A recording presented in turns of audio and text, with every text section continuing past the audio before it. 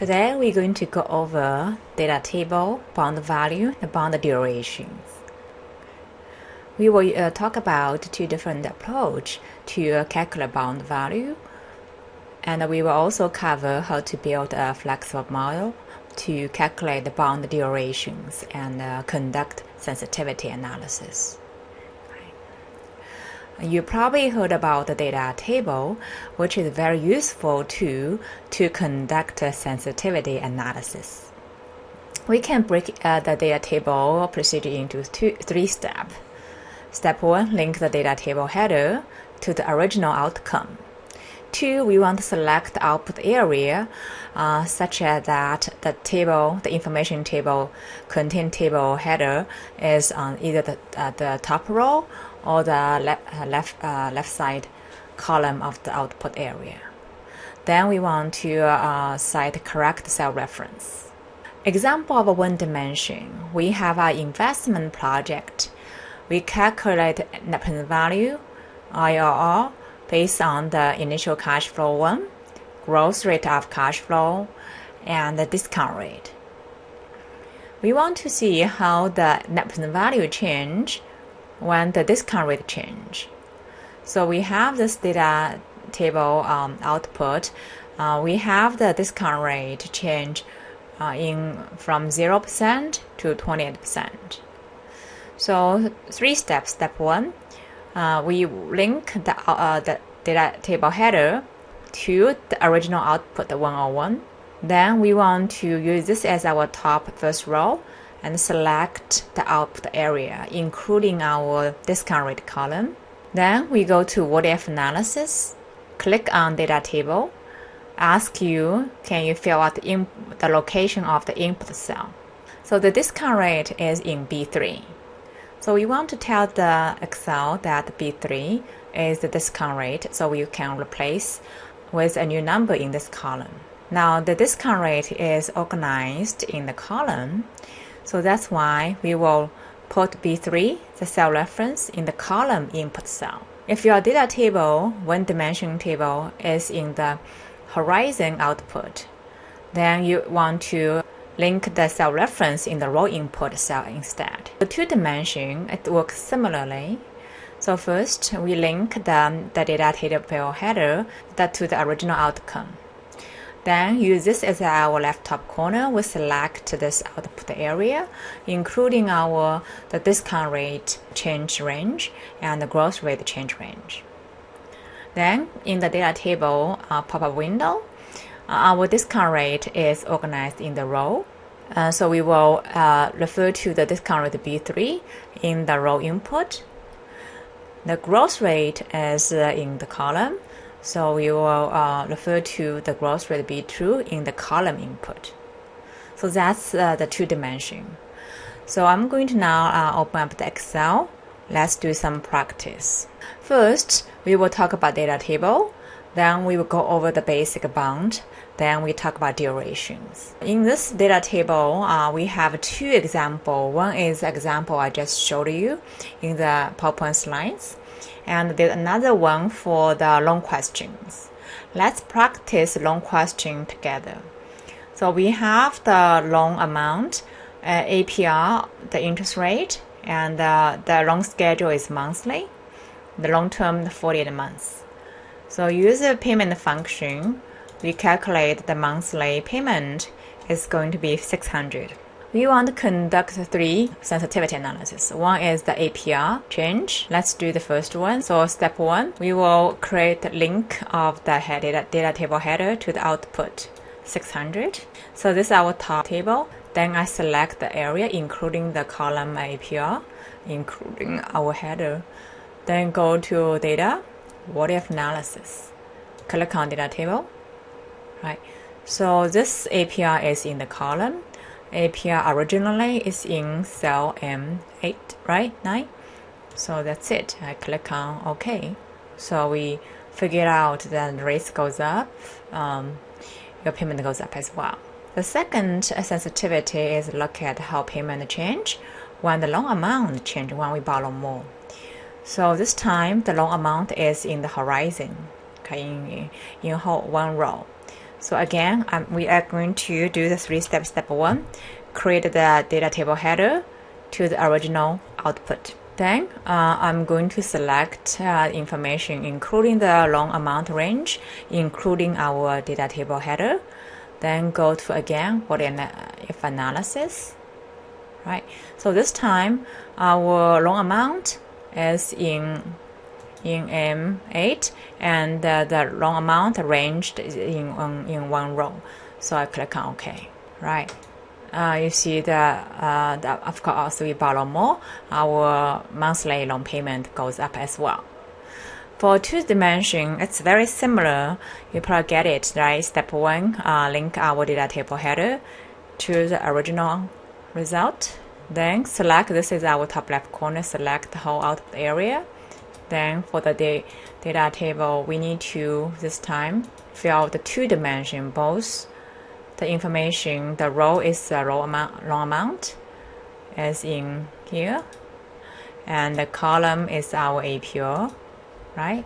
APR, click on OK, right? So this shows you that when both variables change, how the loan payment change, right? So I will leave you to practice the MPV question on your own. You probably now get the basic hang of the data table. Next, we're going to talk about the bound value. Example, what we're going to go through is basic ideas how to calculate the bond price. Okay.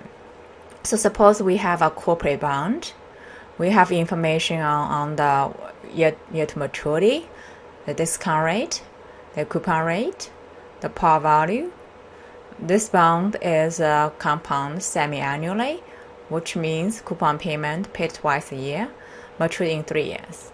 So the first, I'm going to actually ask you to slow down to show me the cash flows period by period. Okay, so here the 3 year, I'm each year break into 2 periods.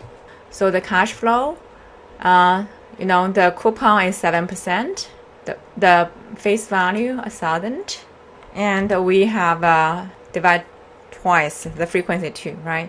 So try not to type 2, try to use the information in the input as much as possible, right? So from every period 1 to 5, we have $35 coupon payment. But for the last period on maturity, we still also have to pay back 1,000, right, together. So the last period is 1,035 coupon payment plus principal repayment. Okay. So we want to find out the bond value. We have 2 ways. One is we can use the PV function. PV function, we can use one PV function to get the bond value. So the discount rate is 8%, divided by 2, 4%, right? 6 months a period. The term is we have to double total 6 period. Our coupon payment is 35. That is 70 divided by 2. Then we have face value principal repayment 1,000. Altogether, we got bond price 973. So that's one way use PV function. As we already built a table show us the cash flow period by period, another approach is use MPV function. So discount rate is 4%. Our cash flow, we include all of them, right? So they are the same answer, of course, but one use the PV function, MPV we use the cash flow table. Now I have some of the sensitivity for you to practice. One is look at the bond value against the YTM, against coupon rate. Okay, so I will leave to you to practice, but I do want you to work one practice, which is sensitivity and against the maturity. So what is maturity? Maturity is how many years left till the bond matures, expires. In this case, it's 3 years, right? So what I'm going to do is link the data table header to the outcome. So one is use PV function, the other is use MPV function. Okay, so then I select the output area. So what I'm going to do is go to what if analysis. So here with one dimension, maturity is in the column. So I need to refer to where is the location of the maturity, right? In this case, it's C6. So as you see, the sensitivity of the bound value against maturity use the PV function. We seems changing and it's good. The longer maturity, the bound value goes down. However, for this MPV approach, the answer does not change, stay constant, which we know one of them is wrong. So the reason I think the MPV does not change is look at what is the MPV doing, right? So if you double click, the formula says based on the rate, we are just summarize cash flow from period 1 to period 6. So if the maturity changed to 5 years, so the MPV still does not change because we did not, the table does not respond automatically. Still stuck in the 3-year maturity in the base model. Okay, so we cannot use that directly. So that is the basic bond valuation. What I'm going to now introduce you is one more example, which is duration. So very often we want to look at the bond durations to see how sensitive is the bond against interest rate change, so on and so forth, right? This is our risk measure. So we go back to the same bond informations, and for the duration, I'm not going to use built-in Excel duration model.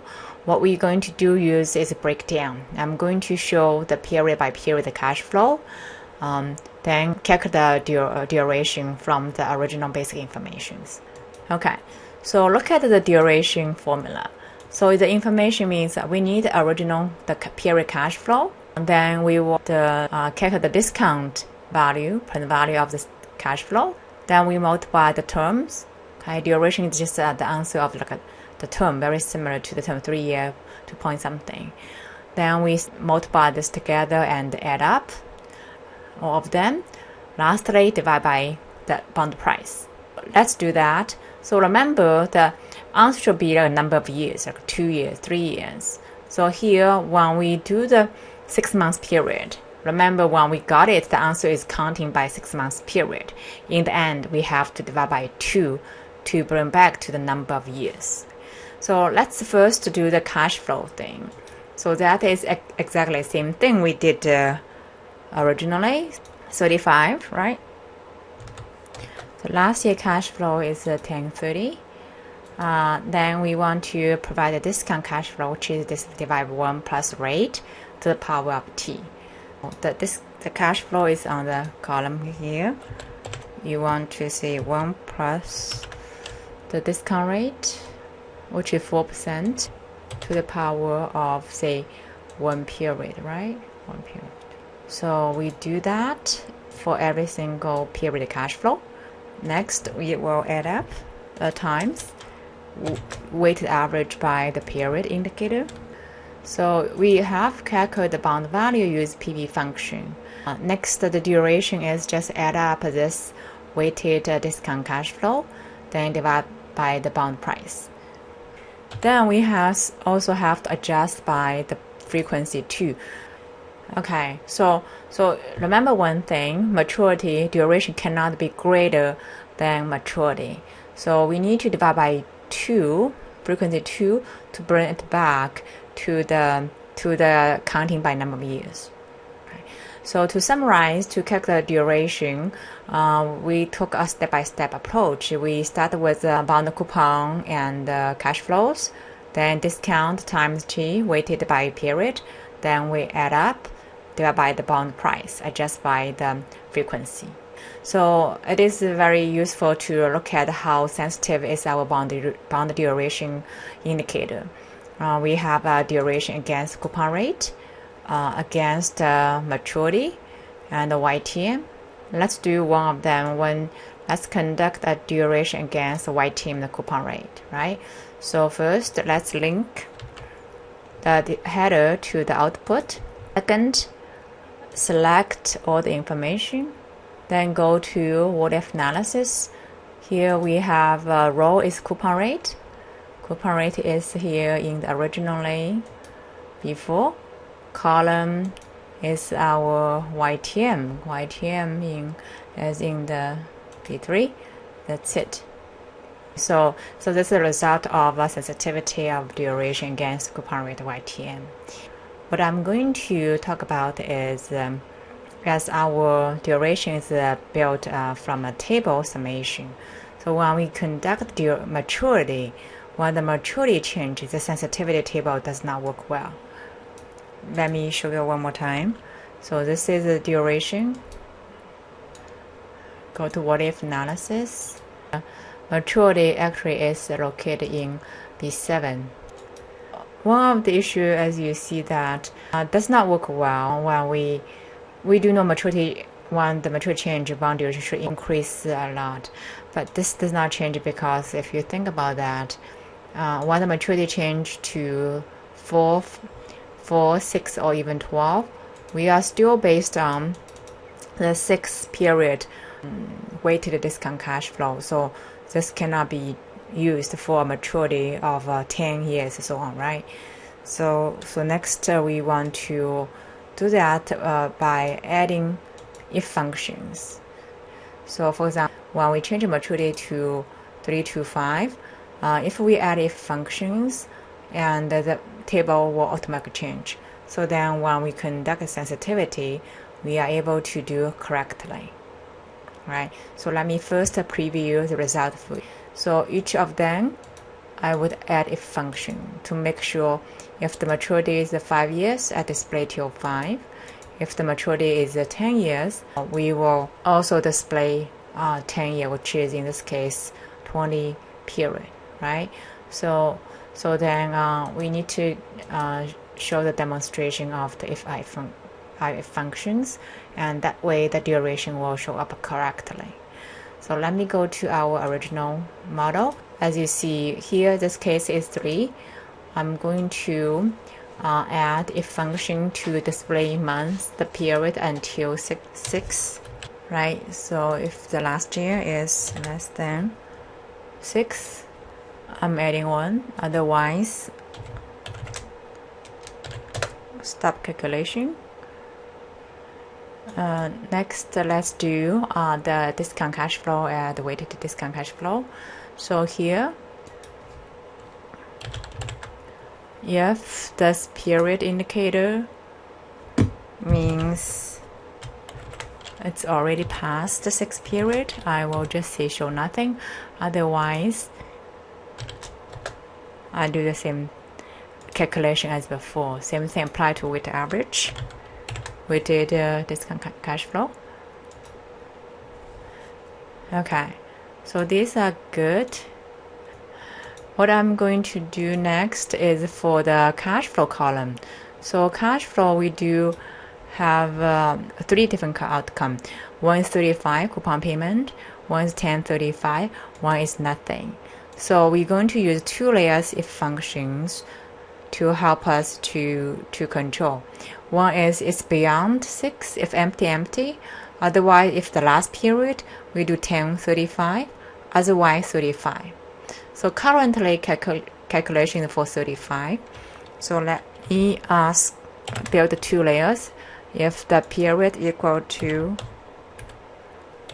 a period nothing, otherwise do another check. If the period is last period, in this case is 6, right, which is 2 times maturity, then I'm going to do this 35. This is 35 calculation. 35 plus 1,000. Otherwise means in the first 1 to 5. It's not out of 6 period, not last period. Just do the regular 35 calculation. So this close inside layer, add another layer which is complete, right? So I'm going to now drag down long enough so to cover bond which has different maturities. Okay. So let's check, see if the maturity changed to 5 years. right? So it also automatically does reflect that. We also need to change duration, as duration has to cover all of them. I'm going to include long enough, say like 99. So that way, in this case, duration is 4, right? 4. So here, so as you see, if we build a flexible model, allow the maturity change, now sensitivity of duration against the maturity works well now, right? 5, we don't have 5. We look at 6, right? Duration will change to 4.97, right? That's correct. Okay, so that's the duration with IF model. I'm going to ask you to now put them together in the homework. We'll ask you to do the bound value period by period and the duration, conduct sensitivity, and so on. Okay, so that's all for the bound and the data table.